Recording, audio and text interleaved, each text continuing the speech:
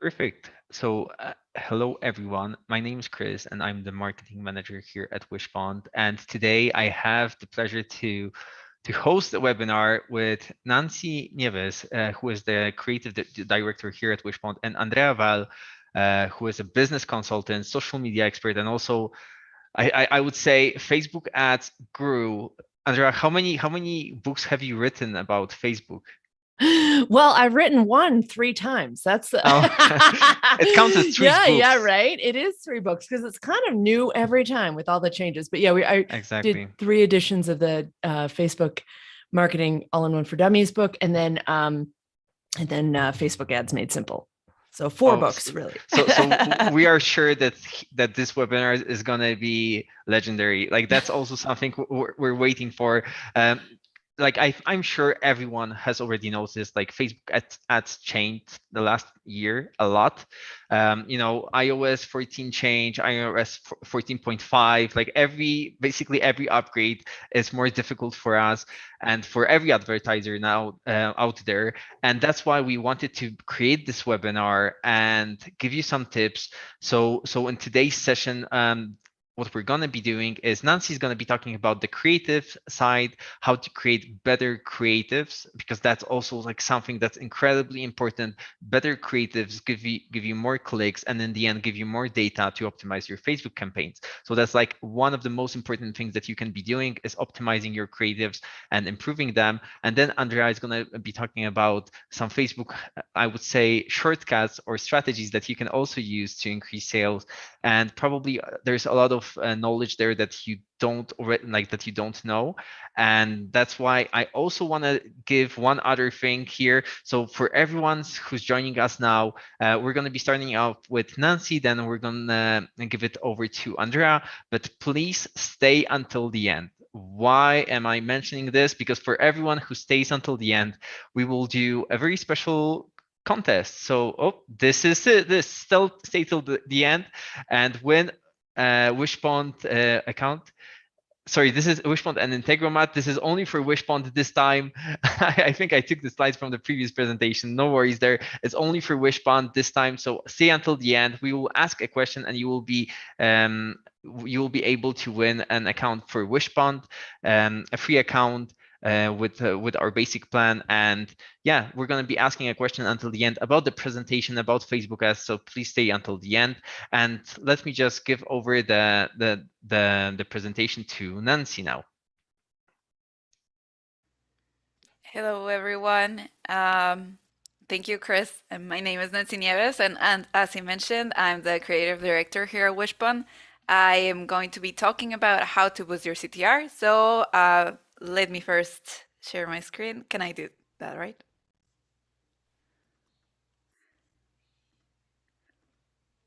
So can you see my screen? We can, yes. Okay, perfect. So the clicking point, I am going to be talking about how to boost your CTR with smart design. So CTR, or click-through rating for those who don't know, is the number of clicks your ad receives divided by the number of times your ad is shown. So let's imagine you're going through your Facebook feed and you stumble upon this. At first sight, do you even know what this is about? Would you stop to read it? Do you think it's eye-catching? Do you think it's something reliable? Would you be interested in purchasing, or would you even dare to click on it, even if that means potentially getting a bunch of malware in your computer and probably even getting your credit card information stolen? Probably your answer to all or most of these questions is no. And that is because this was a poorly done design, which takes me to the consequences of having a bad design. Having a bad design generates distrust. It ruins the credibility of your product, the service you're advertising, or your company. It does not catch the viewer's attention and it doesn't retain it. It affects the quality of the advertised products. It automatically makes the consumer believe that the product you're advertising is of a lower quality. It fails to convey the correct message or action to be taken next. And needless to say, it's a waste of money and time. So let's talk about what research tells us. In 2020, there was a study conducted sampling 303 online shopping users. Their findings showcase that the overall purchasing decision was highly influenced by the design, the image, the typography, the effect, and the color, being the image as the biggest decisive factor affecting the purchasing decision by 41.6%. But that's not all. It's been proven that strong visuals gives people a reason to follow, like, comment, share, and eventually click on our ads. Here are some stats that prove this. LinkedIn posts with images have 98% higher commenting rate on average. Tweets that include visual content are 3 times more likely to get engagement. And overall, we're 65% more likely to remember or retain information if it includes an image. Now, because we're talking about Facebook ads here, I want to share these stats. In 2019, Facebook shared that 62% of the people have reported being more interested in a product after seeing it on a video on Facebook.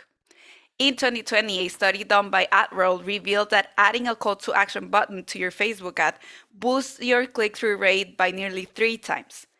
And according to Hootsuite, the average Facebook user clicks on 8 ads each month. 8 ads each month, that's approximately 2 ads per week. So clearly, the consumer is super picky about what ads they wish to learn more about. That may be why Carrie Lindenbot from Kyle Davey Group said, the key to a successful ad campaign on Facebook is to make sure your content stands out. But how do we make our content stand out? We make it stand out by using a good design. And what can you achieve with a good design? First of all, it catches the viewer's attention. Like I said, it stands out. It educates them about who you are and what you're offering. And it tells them what action to take next. But how do we achieve a good design? Okay, so there are many factors to consider when building a good professional design. But for simplicity's sake, today I will be covering 2 major fundamentals. One is to have defined set brand of guidelines, and 2 is to follow the basic creative principles. Let's talk about the defined brand guidelines first. So, what are brand guidelines? Brand guidelines are essentially a set of rules that explain how your brand works. It outlines the different elements of your brand. This is the logo, the colors, typography, imagery style, graphic style, and more. And it serves as a resource so that others can use to understand how to represent your brand. So having a strong set of brand guidelines will help you achieve consistency across all platforms, which is crucial for brand recognition. Not only that, but consistency and brand recognition generate a sense of trust among users. If you saw an ad from your favorite brand that you thought looked boring, unappealing, or didn't even recognize it at first, you'd probably just ignore it and scroll past it before you even had the chance to realize what it was about. So take, for instance, this ad posted by Starbucks years ago. It was highly criticized for several reasons, mainly because of its content. But the overall look of it didn't seem to be on brand. If you would have seen this on Facebook, you probably just would have scrolled past it. You wouldn't even realize it was a Starbucks post. Now let's see this other ad by Starbucks. This is more eye-catching, and it's fair to say that even without the logo, the images, the color, and the overall look of it makes it easy to understand or to find out that it belongs to Starbucks. So, sticking to your brand guidelines will heavily influence the initial impressions. Now, I want to talk about creative principles. So, I've listed the ones I consider the most important. Use high quality images, and like I said at the beginning, images have the biggest impact on consumers when deciding to purchase something. So make sure to use high quality images to make use of the best resolution possible. Like, it doesn't have to be the biggest image if it's for a post or an ad, but it has to be of a high resolution. Pick a good typography that is easy to read and play with the font size. Playing with the font size means that you need to make the most important part of the message bigger, maybe, and maybe making a little bit like other content from it like smaller, to just add importance to what's the most important. Add some color contrast.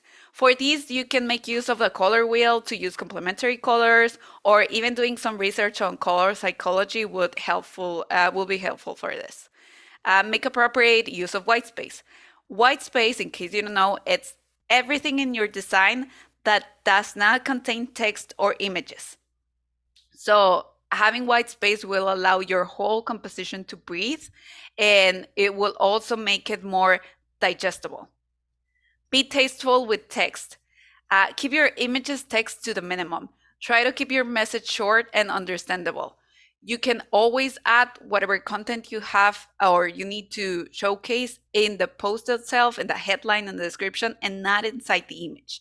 Facebook states that pictures with less than 20% text get better results. Add a clear offer or CTA. CTA, or call to action, prompts the users to perform a certain action, such as clicking on the ad to learn more, clicking on it to shop now, or to sign up to receive more information. And last but not least, be creative. So going back to the ad I showed you at the beginning, if you remember this, after applying some of the basic creative principles, we end up with something that looked like this. So allow me to break down what exactly we changed to make this new ad better. So first of all, like I mentioned before, we used higher quality images. We took off the other image that was a bit noisy and pixelated because it was very small. We added some color contrast. Luckily, the products of this brand made it easier because the products are already using complementary colors. So we just took advantage of that. We changed the typography to a cleaner one that projects a more organized and, like I said, a cleaner look. And at the same time, we kept the copy short and concise. We just left the essence of the message inside the image. And like I said, everything else can go in the ads or post headline or description. And we added a clear CTA or call to action. This call to action encourages consumers to shop the product. However, it's not always necessary to add the CTA inside of the image, because Facebook and Instagram now allow you to have the button right under the image. You don't really need to add it inside the image. But if you're going to be using your ad to be shared on, I don't know, Pinterest maybe, or if it's going to be for a Google ad, then it needs to be inside the image itself. So keep your imagery varied. Don't be afraid to use alternate forms of media like GIFs, videos, story, etc. And on that note, we decided to use the Be Creative point, and seizing the modular design of the bento boxes that we're advertising for this example, we decided to go with a GIF to showcase its functionality. So animated assets such as GIFs and videos will help make your posts stand out. They have been proven to have more reach, more click, and a better return on investment over static ads. Plus, these work great in case you need more room for content, just like we did with these videos for other clients. These two clients needed designs that showcase more products or more detailed information about their services. So for these scenarios, videos were the best way to go. Now, I want to quote another industry professional, Jackie T. Haney from Fisher Unitech. She said, people are used to seeing the same static images when scrolling through Facebook. So spicing up the newsfeed with some dynamic content increases the probability of a click. So dynamic content does not necessarily mean that you have to make a video or a GIF. It can also mean a catalog ad or a carousel displaying different products. For instance, one of our designers here at Wishbone created these carousel ads to showcase various products from one of our clients. She kept them simple, but at the same time fun. And we added a CTA button under each of them that take you directly to the page where you can purchase each one of these items. Now, let's quickly recap. Bad design won't catch consumers' attention and will generate distrust. Having your brand guidelines defined is essential to start creating brand recognition. Follow the creative principles to make better looking and eye-catching ads. And don't be afraid to be creative. Add variety and think outside the box. If you're still not sure how to do this, Wishbone is here to help you. So I just wanted to remind all of you that we are offering a plan with unlimited design services for a flat monthly fee. That is unlimited design projects, which can include social media ads, social media posts, Instagram stories, Facebook stories like the ones you're seeing on screen. And we can also help you build your brand guidelines and start creating brand recognition, like I said. Or we can also help you with landing pages, with videos if it's necessary. If, again, your product needs videos or you want to drag more attention to it.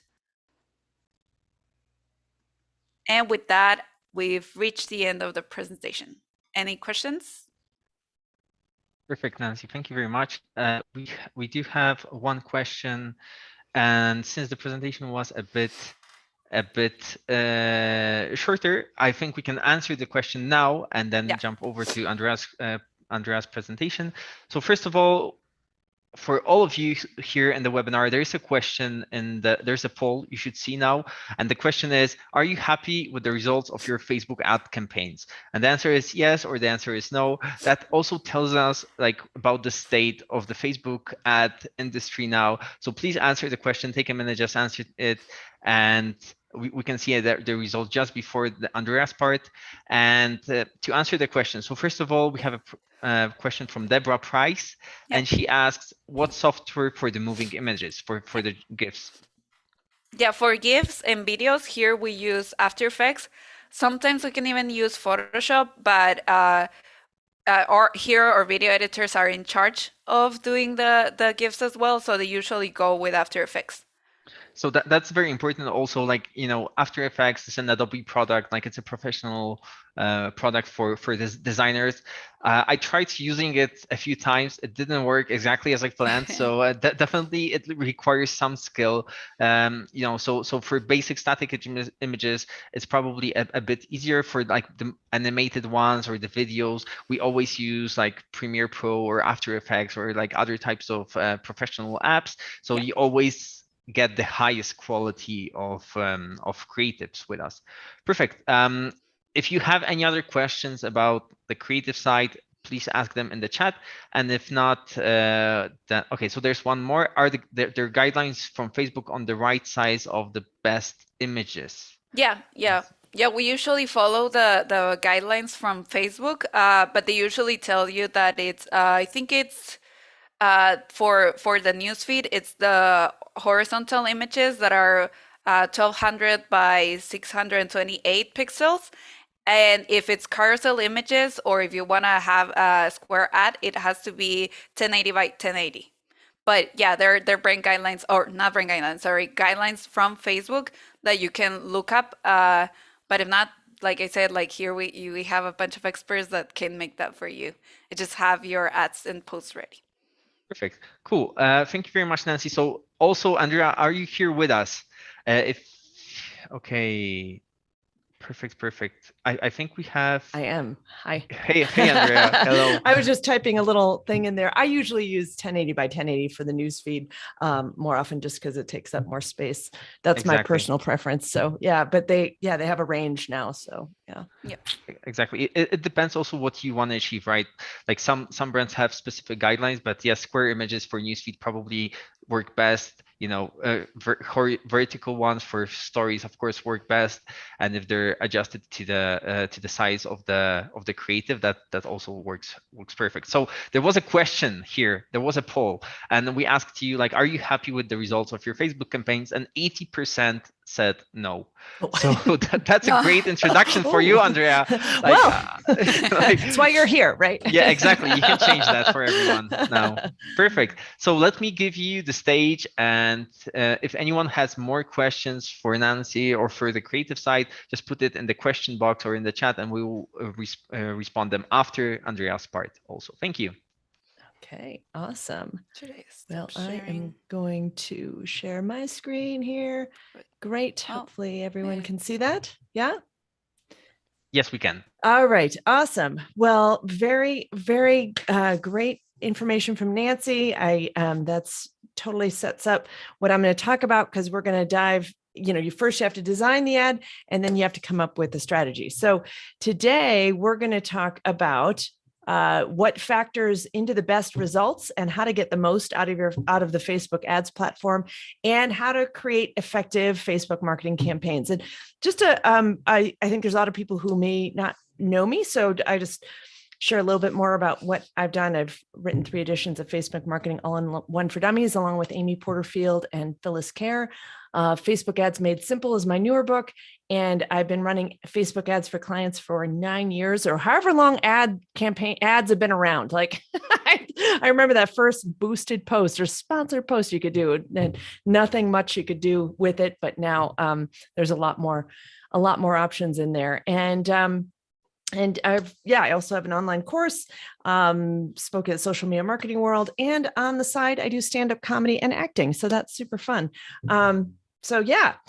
So rule number 1, I think, for getting the most out of your Facebook ads is to have a good product. You've got to have something good that you're selling, something that's already selling. If you are brand new to a product and you are trying to launch it with Facebook ads, that can be a good way to gauge the market.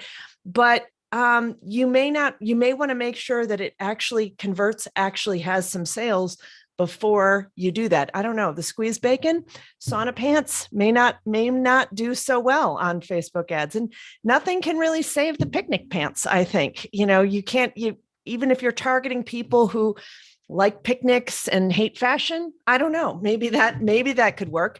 But the biggest rule, I think, with Facebook ads and getting more success with your Facebook ads is to always be testing. You have to test multiple things, multiple images, different targeting, different strategies, and coming up with a good test plan is really the biggest key to having more success. Facebook has said that that the top performing ad accounts created and tested 11 times more creative than less successful accounts. So what Nancy shared with us with creating great images is really going to be helpful. And you want to have a wide variety to test. And also, I think it's not only just the creative, but the targeting that really makes a huge difference in how well your ads perform. So as we said before, the Facebook is changing, right? Facebook, and this is actually a picture of my son. So I love this picture so much. It cracks me up. Facebook is changing, and that really isn't news. It's changing all the time, but for sure, this year has been a huge year of change for Facebook. And with Facebook iOS changes, there's the business suite, but I think the biggest thing affecting Facebook ads is the Apple iOS changes. And I want to also make sure people understand that change that Apple has made, where people can opt out of the tracking, is not just affecting the Facebook platform. It also affects Google, YouTube, LinkedIn ads, Twitter ads, anywhere you're running ads. People are opting out of that tracking that the pixels on those ad platforms have. So what does that mean? That means that we're not getting as much information from Facebook on what types of people are buying or what types of people are opting in if we are using the pixel. The other change that is definitely happening and I'm starting to notice a little bit more of, is that Facebook isn't able to then optimize for these actions as well, because Facebook relied so much on the pixel to inform it of what types of people opt in or buy, and then show the ads more to those types of people. When they opt out of tracking, we're not able to get that information, and Facebook now has to kind of just use the targeting a little, and there's been a lot of volatility this year for sure. I'm seeing things smooth out a little bit, but it's hard because fourth quarter is always challenging. So, the title of this presentation is Getting More Sales Before Christmas. I think that the worst of it is over, the week of Black Friday, Cyber Monday, and I'm already seeing better results in the campaigns this week that's happening. So that's great news for people who are still advertising before Christmas. Some of the other changes that are here is retargeting ads and building audiences. So we're not able, when you create a lookalike audience based on a pixel event, you're not able to get as much data with that. So we're not able to have as good lookalike audiences. But I also want to make sure people understand that Facebook is still working. It is still getting sales. You are still getting leads from that.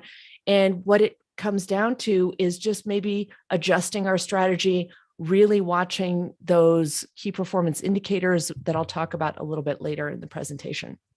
So what does this mean for marketers? I think it is really time to diversify if you haven't already. If you haven't already made changes or tried other platforms, I know Instagram is the same platform. So, that's not really diversifying from Facebook ads, but it's diversifying to maybe a new channel. I think it's important to be on YouTube and Google these days as well, so that people are seeing you in multiple places. So if you haven't tried YouTube or Google ads, I would definitely make some time to learn those as well, because as we've seen, I'm one of the biggest fans of Facebook ads out there, but I also think that you can't put all of your eggs in one basket, because Facebook can make these huge changes, or, we're relying on one channel only, and you don't want to necessarily do that if you want to have a very robust business. The other thing you want to adjust is to make sure that you've got your tracking dialed in on the back end of your business. So what does that mean? That means that we're trying to possibly track in a different way, so that if you are running Facebook ads, maybe you're tagging those leads and those sales differently. Maybe you're pushing them to a different sales page or different landing page, so that they can have their own funnel. And that way you're able to really see which sales and leads are coming just from Facebook ads. We're not relying on Facebook traffic or Facebook stats to do that. I mean, not traffic, Facebook stats to tell us what's happening. I also think it makes sense to take a more holistic approach to your marketing. Really kind of look at the different channels, but also look at an overall spend versus what you're selling, and realize that our tracking and our attribution is never going to be perfect in our marketing. So it kind of becomes more of like, what percentage of your revenue are you spending on marketing, and how does it make sense to split that up amongst the things that you can do for marketing? So really kind of look holistically at that. And then the other thing I want to mention too is that lead generation ads, the ones that happen on Facebook, or any activity that happens on Facebook, isn't affected by these changes. So I have kind of started doing swung back a little bit more to lead generation ads. And I'll talk about that a little bit as well, rather than a conversion ad that drives someone to a landing page where they opt in. Lead generation ads are very trackable and aren't affected by the data opt out from Apple iOS. So again, I still want to make sure people realize that Facebook is still the number 1 platform out there for activity, for people logging in. And if you notice this list here, this list of sites, Facebook, WhatsApp, Instagram, Facebook Messenger, those are all owned by Facebook. So Facebook and Facebook advertising is not going anywhere anytime soon. YouTube is up there quite prominently. It's interesting that TikTok is now above Snapchat, and some of these stats depend on how they're counting these things and stuff like that. But Facebook ads are still a viable place to be. They're still working. It's just takes some adjustment of our strategy. So how do we approach our ad strategy? I really think the biggest factors in optimizing ads are, number one, the offer and the landing page. So, take a look at how your actual offer and how your landing page is converting with other types of traffic, with maybe you're using sharing that with your email list, or maybe some warm traffic, or how is your offer converting right now, and make sure that is doing the best job it can before you start dumping a bunch of ad dollars into it. And, again, ad dollars can kind of inform you and kind of show you how that converts. If you don't have a lot of other organic traffic, or if you're brand new, or if it's a new offer or something like that, you can kind of use the ad spend to kind of see what the results might be. But for sure, make sure you've got a good converting sales page. And then the strategy and optimization. So that's really kind of your ad plan. And that comes in with your targeting and your audience, and like what kinds of things are you offering or sharing with your audience before you actually get to the sale. Maybe you do some lead generation and then you sell. That, I think, is the best way that Facebook ads have worked in the past and still continue to work. It's not always right for something like e-commerce. Obviously, if you're more into e-commerce, you're probably just doing straight sales, and maybe that strategy comes into play with like what kind of discounts you might have, or things like that or sequence of ads that you might do for that. Targeting your audience is huge. I usually start with testing in my targeting section area, and then move to testing images, and then really testing and varying the text last. So when you're doing your split testing, you're varying only one thing at a time. You aren't coming up with all brand new things every time, because then you're not sure which different thing made the difference in your results. So some things to think about with varying offers. Like, here's some examples of a lot of different lead generation ads, or they're actually, a lot of these were not lead gen specific. They were really more driving to a landing page where the offer was then made.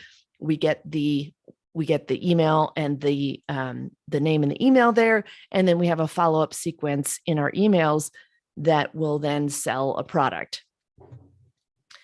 You can do straight selling on Facebook, obviously. I think usually I try and do more retargeting with the selling. So, come up with the plan and the free thing beforehand, and then do retargeting for the actual sales of the product. I do tend to work with a little more people who have online courses or digital products. So that works really well in that case. But if you're doing, like I said, e-commerce or something like that, then of course you've got a slightly different strategy for the, top of funnel ads versus getting to the actual selling of the product.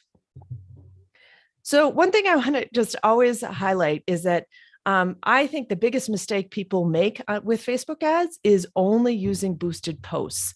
And the problem with that is that they just don't have the best return on investment, ROI. It's really just a Facebook light advertising. There's not as many options. Facebook has this weird automatic goal that they choose for you that sometimes isn't always a fit for what you're trying to do. They sometimes have some funky little settings in the boosted posts that are incorrect. A lot of times they're doing automatic placements, which aren't good for boosted posts especially. And what I like to use boosted posts for is just to really re-engage my audience with some great content, or, just to get in front of people again, and use them very sparingly. I'm usually doing 10% or less of my ad budget as a boosted post. And you can see here, actually, I had a client who they were trying to sell tickets to an event. They had been doing all kinds of boosted posts. There were no purchases there. And then we did an optimized conversion ad campaign and got 23 purchases. So that money that was spent before that was really just wasted, because they had spent a bunch of money on these boosted posts, and we got way better results with the actual ad that was optimized around conversions. And like I mentioned before, the wrong ad placement can be bad. It may not be as disastrous as this, but it can waste a lot of money for you. So here's the two types of ads that will get you better results. And I am probably about 90% of the time running a conversion ad. This shows an Instagram ad going to a website, and then there's a thank you page. We've got that pixel on there, and we are going to get a little bit lower results in our ads management reporting area because of that opting out of the data from Apple iOS. But we are going to be able to still get data from Android devices and desktop. So we're going to get a pretty decent idea of which ads and which images and which targeting is converting the best. The next type of ad I'm running, like I mentioned before, is the lead generation ad. So the lead generation ad happens all within Facebook. The ad happens when they click on the ad, there's a pop-up form, and then you can redirect to a website afterwards after someone fills in that information. And the nice thing about the lead form pop-up is that you do have that automatically populated with someone's Facebook information. So it's automatically populating the name and email that people use when they log into Facebook. So you're not worrying about people mistyping their email address, and you've got that lead in there, and then you can send them to a website if you want them to take an additional step. One thing I have found is that there can be people who are accidentally opting into this because it does kind of, people don't understand what's happening and they're trying to get out of it sometimes. So people sometimes don't realize that they're filling in this information for a lead, and they'll think that they haven't done it, haven't signed up for it. So there's a little bit higher intent when you're sending someone to a website where they actually have to fill out their name and email to get that. And what I also like is that you can sell something with a lead generation ad. So this is an example of someone, signing up to get this special deal, and it has a lead form pop-up, and then you can automate this connection so that you're getting an automatic email when someone fills this out, or a text message. There's a tool called Zapier that will connect this lead form right to getting you some automated information so that you can follow up with this person right away who has opted in to get the special deal. And you could even then redirect them to a website if you wanted to see if they wanted to actually like book something or actually buy it with their credit card or something like that right at that moment. So that's a way to still get the data, still get their information, and also sell. So when you're creating these campaigns, the two campaigns that I like the most are the conversion campaign, which does require that the Facebook pixel is installed on your website. You've got to have the lead or purchase pixel set up correctly so that you're getting the right data there. And then the lead generation ad is the one that has the pop-up form. So those are two different types of things. Conversion ads goes to your website directly. Lead generation has that pop-up form. So those are the two types that I would recommend. And then the thing that you'll need to do once you've decided what type of campaign you're running, how you're setting that up, is really set up your split testing plan. So like I said, this is one of the biggest ways that you can get better results. Because a lot of times people try one audience, or they dump all the different keywords into one ad set and they don't do their testing. And then they get really high cost results and they think, well, Facebook ads don't work for me. And what happens is, once you do some of this testing, you'll see that you can get wildly different results.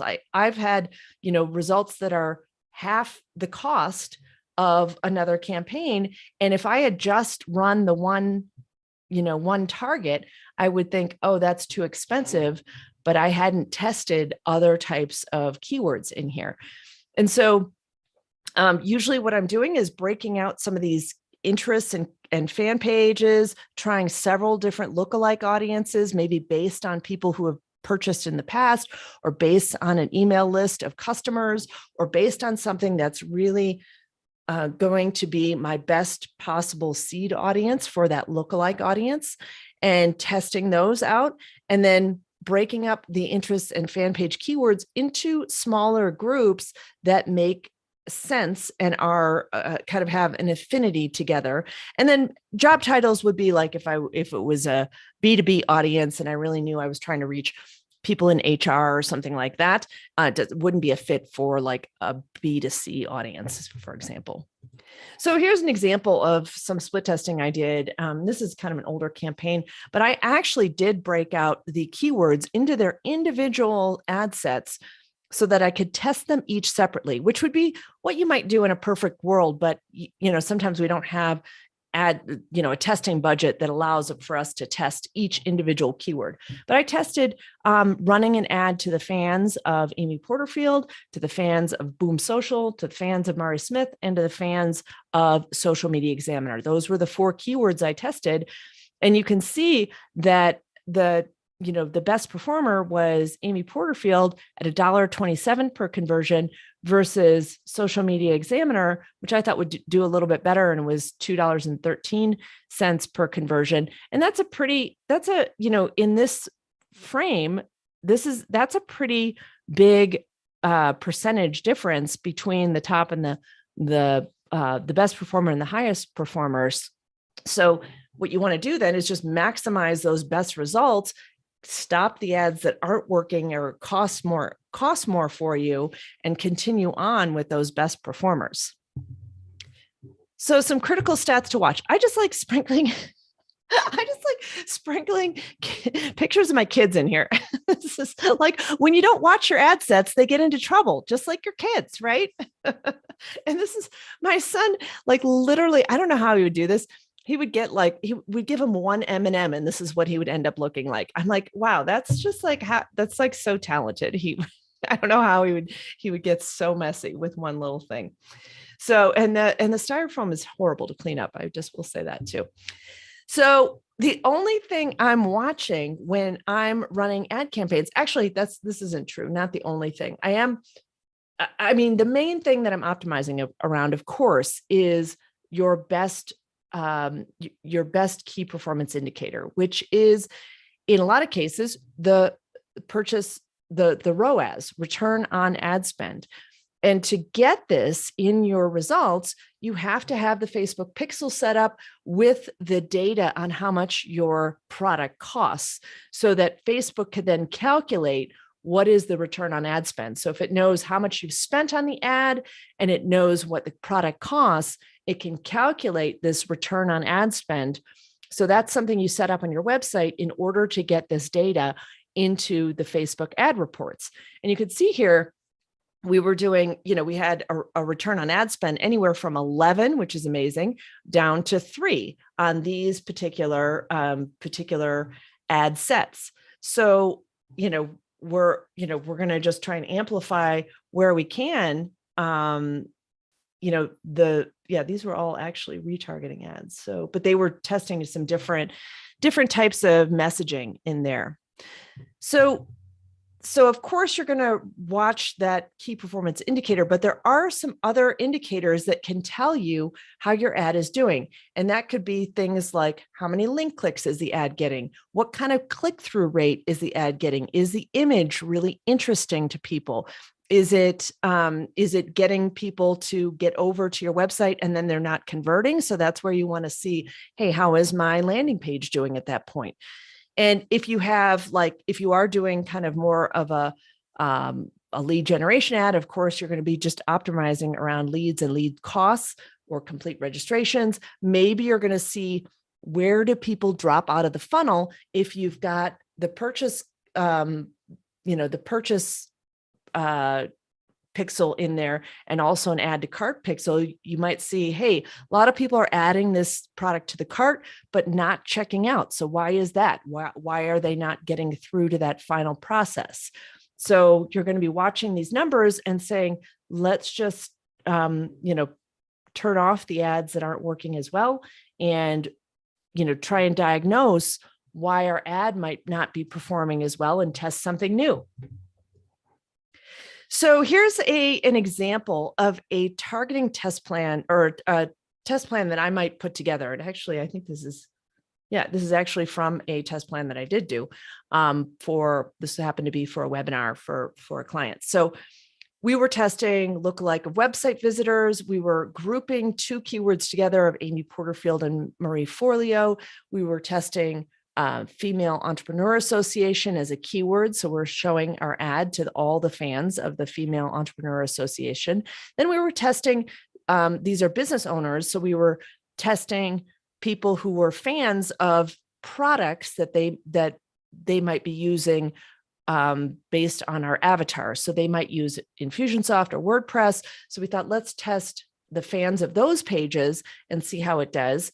And then we also were testing the actual small business owner behavior keyword that's in Facebook. It's based on, the fact that Facebook tracks all our actions and knows who might be a small business owner, because the web is a creepy place. So we can take advantage of that as marketers.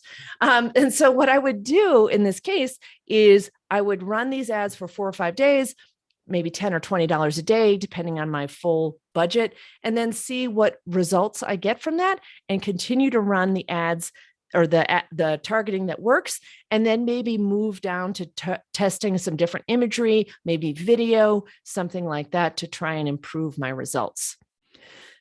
So that was a lot of information. I know there's some questions coming, but I just want to let people know, if you've tried all this, if you've done all this stuff, you've done all the test plans, you've really, worked your strategy over, and you're still not getting results, you might just be the picnic pants of the internet. So time to look at the product, maybe. So awesome. Thank you guys so much. And I actually also have a free guide for you, 50 inspiring examples of Facebook ads that work. These are based on ad campaigns that I've run, or ones that I haven't run personally, but I'm pretty sure are working based on some of the numbers I see there and the longevity of the ads. So done a lot of research for this free ebook there, but you guys can go grab that. Thank you very much, Andrea. It was a great webinar. So much knowledge. I already started messing around with our Facebook ads profile when you were talking, because it inspired me so much. So I was like, okay, let's change this. Let's change this. So there is a lot of questions here. So maybe let's start with the first one. I will go first. Since I am the host, I can get the privilege of asking the first question. Yay. So you showed us the structure, right, of your Facebook ads. Do you run also dynamic creatives, or like you showed us campaign, ad set, and 2 ads? Right. Do you use dynamic creative in that? So dynamic creative is a great tool, but I think one of the problems with dynamic creative is that Facebook optimizes these and sometimes doesn't give you enough information or chooses a winner very quickly. So if you really want to have a pure test on which creative is going to be the best, you have to run that under separate ad sets just so you can see. And then then what you can do from there is then put those winners, those best performers, into a dynamic creative ad set, so that you are already knowing which ones are really doing well, and then Facebook is kind of optimizing amongst the winners. So sometimes the results end up the same. Even, sometimes it is interesting that Facebook does know which ones are the winners, but I've seen it happen where Facebook will give like 3 cents to one of the images. And I'm like, you can't know if that's going to do well after 3 cents, That's correct. Yeah. Thank you for answering. I Yeah. think that makes a lot of sense. Yeah. So let's do one thing. So let's do the question. Like, I have a question for the Wishbone account, and then we will answer all the other questions, if that's okay with you. Yeah. Cool. So I'm gonna paste the question now in the chat. So the chat's gonna be see it first, but then I'm gonna just ask the question. So Andrea, to everyone. Where is everyone? Okay, here, perfect. So Andrea, you mentioned oh yeah, I did that to everyone. Two types of campaigns, right? Two types of Facebook campaigns that you recommend. And the question is like, what are the two types of the campaigns? All right, so write in the chat, the first answer in the chat wins, right? So you mentioned two types of campaigns. Ooh. I hope, it's a very deep question because you had to pay attention. Yeah. So let's see. Oh yes, we have a winner. Yeah. April, perfect. If you could then message me at Chris@Wishbond, and we will set you up with a free Wishbond account so you can test everything. That's fabulous. Exactly. Like, we're very job, April. Happy. Nice. So cool. Now we can go back to the questions and start. Like, okay, so the first question I saw somewhere here, and this is a fair question, right? We had a question from Gerald, and he said, marketers always talk about test, but as human beings, like, we have some pre-built habits, like we're driven by habit, and therefore we should have already a well-defined starting point for our Facebook ads. So what do you have an answer for this? Like, can you answer this question? For sure. I think let's see what, so right, okay, I see, there we go. So the problem with this is, technically, yes, that's a good thought, but what I end up seeing a lot of times is that your own market does change a little bit compared to like another market. So we can't have a one size fits all rule. Like I've had images with blue backgrounds do well in one campaign, and then I think, oh, I'll just use a blue background, that's going to be great, but it doesn't work as well in another campaign. And like Nancy said, you've got to have, you've got your brand colors and things like that, but it's very hard to come up with some general rules. I do definitely see that there's ways you can limit some of the variables. Like, I usually only advertise in the news feed to get the best results. I test like certain keywords versus others. So there are some kind of general things that I'm already narrowing things down to, but we can't always say that this type of lookalike audience is going to work, because they're different in, for everyone, depending on their data and depending on, their market. So it is hard. You can limit and choose the best guess that you're going to have, and not have to test like a million variables, but it is important to test more than one thing, right, to get better results. Exactly. Yeah. So just adding to what you said, Andrea, I think you're completely right. Like, industry to industry, it changes, right? So one thing can work for you, and for someone in a different industry, it can change. Even in a different company, right? The audience changes, like the demographic. Like you maybe, I don't know, an accountant, right? And your accounting firm is is targeted to older people, and the same accountant can be targeted, like a different accountant can be targeting younger people. And that means like your ads will change, right? Your targeting will Right. change. So there's no preset of rules.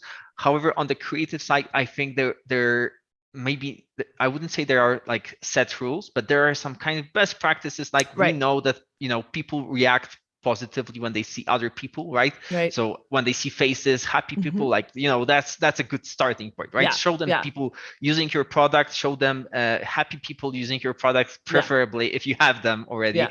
And those would be like, from my side, like especially for the cold traffic, like people prospecting, like people who don't know you.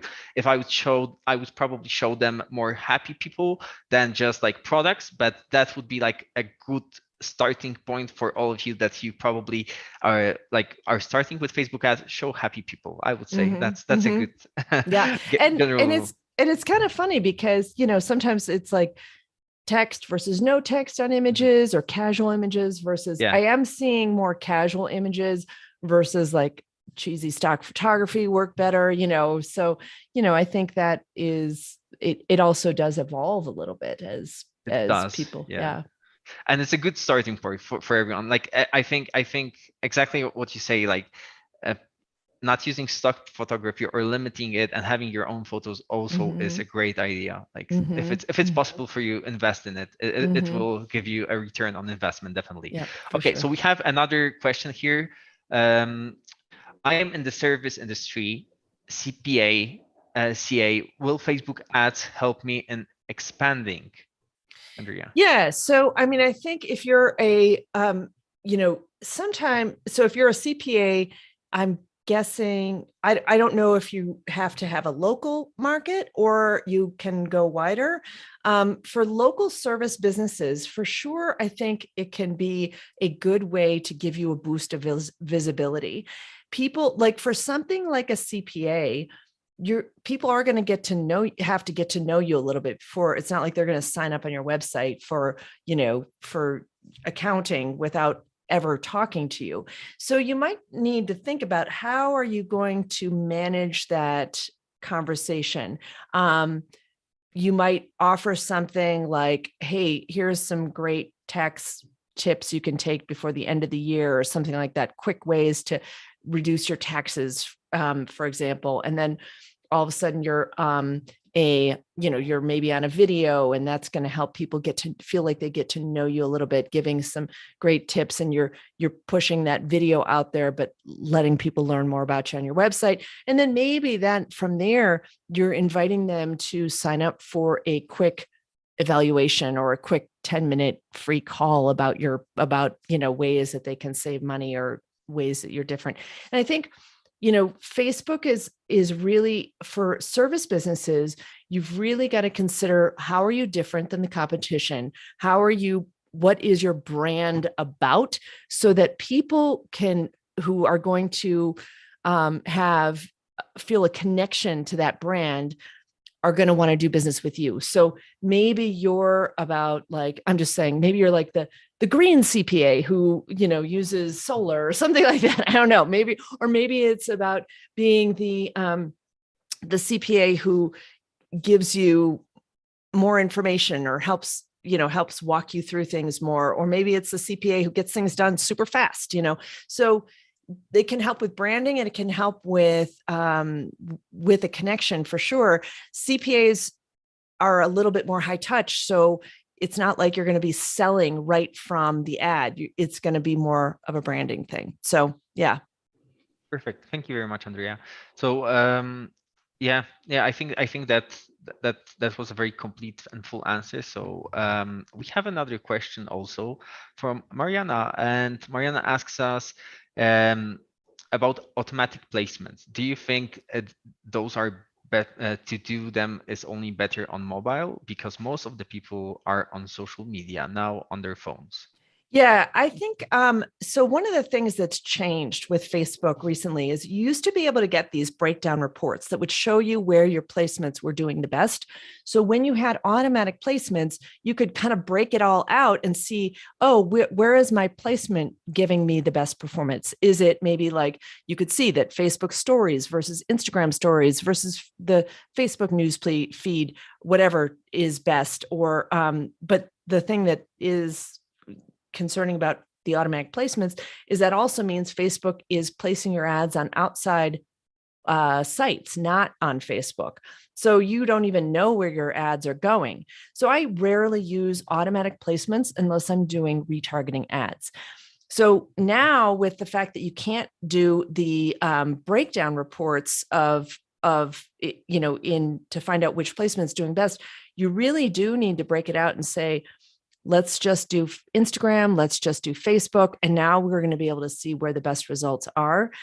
Sometimes people are running mobile versus desktop only. I've seen that have wildly different results as well, because more like Mariana said, there are more people just on their mobile phones. I think it's like 65% or something like that, or even higher, actually, I think, are accessing Facebook from their mobile phone. So maybe you do a mobile only placement with that. But desktop still converts. So, I wouldn't take desktop out of there. So, and Crystal's asking where my courses are. So I actually just have, right now, my Facebook Advertising Secrets course is at fbadvertisingsecrets.com. It is closed for the moment.